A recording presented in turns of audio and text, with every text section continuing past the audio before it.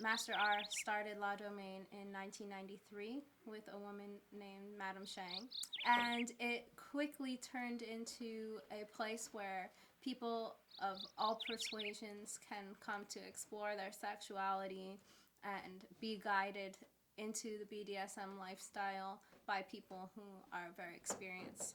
We've seen over 500 couples in the 22 years of existence of La Domaine. And we see individuals as well, men and women, and everything in between.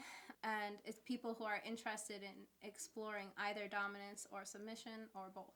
The dominance and the submission both have taught me that I'm a person of worth and of value, and that's how I need to carry myself, not just here but in my day-to-day life, because I think how you carry yourself and in your attitude definitely influences how people treat you. We take a very holistic approach to our training. We think that this is something that applies to the rest of your life, whether you mean for it to or not. We like to say, once you become a La Domaine slave, we are the only people who are allowed to abuse you. You're not allowed to abuse yourself anymore. Your boss or your family members are not allowed to. If you submit to somebody, even if they're not going to be a lifelong partner, but who respects you as a human being, who cares about you, who doesn't want to see harm come to you, it's a healthy thing. If you submit to somebody for the wrong reasons, it can be incredibly destructive. We like to make sure that there is a sense of devotion and love behind our domination, because without it, it becomes harmful abuse. One thing that could go wrong is that a person who assumes him or herself into the dominant position knows the privilege of dominance but does not know the responsibility of dominance, and that becomes abuse. The best analogy I can have is the scene in Fantasia where Mickey Mouse gets the brooms walking and doesn't know how to stop them.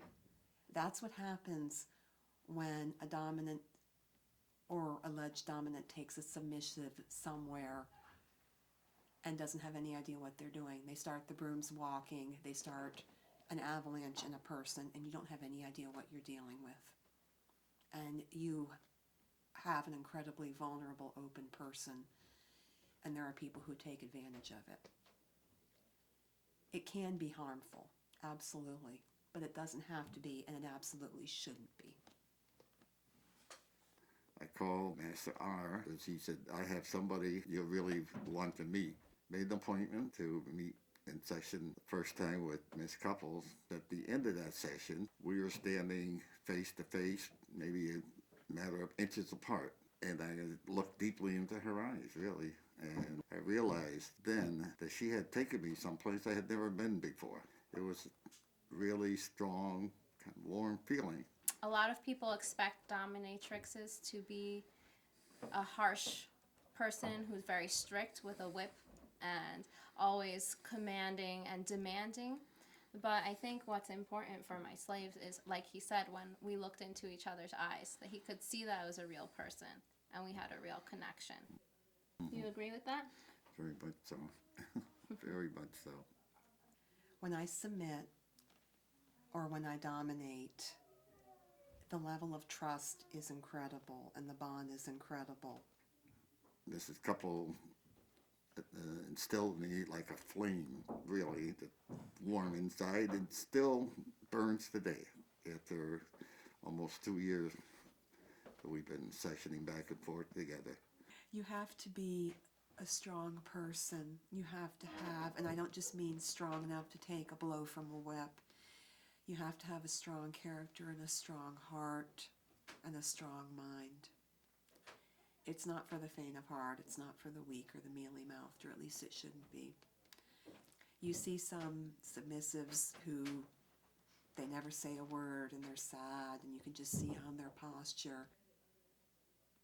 And if I see people like that, I just want to go put my arms around them and go, it doesn't have to be like that.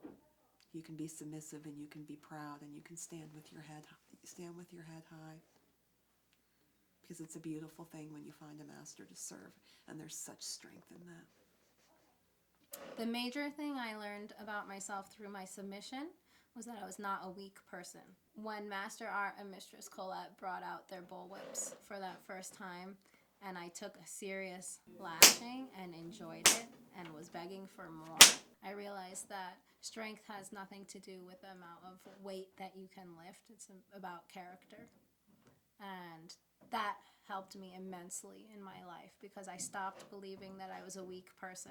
It was very empowering. When I came here, I had a lot of personal issues. I had a lot of trust issues. I had a lot of issues with my body, with my self-image, with my voice as a human being. It would be easy for a dominant to be able to swoop in and play the savior and fix everything, but that's not what they did here. They made me fix myself, and they made me do the work. They gave me all the love and support and kicks in the butt, metaphorically and actual, that I needed, but they made me do the work myself, and